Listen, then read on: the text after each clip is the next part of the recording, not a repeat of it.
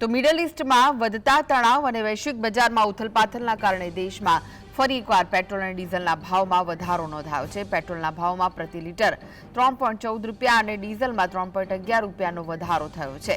દિલ્હીમાં હવે પેટ્રોલનો ભાવ 97.77 રૂપિયા અને ડીઝલનો ભાવ 90.67 રૂપિયા પ્રતિ લીટર સુધી પહોંચી ગયો છે.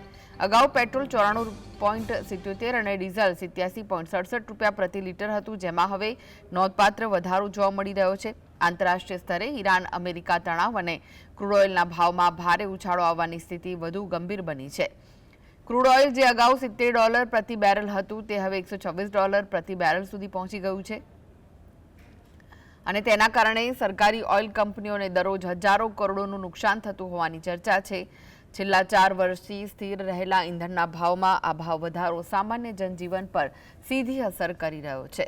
મોંઘવારી વધવાની આશંકા વધુ તીવ્ર બની ગઈ છે.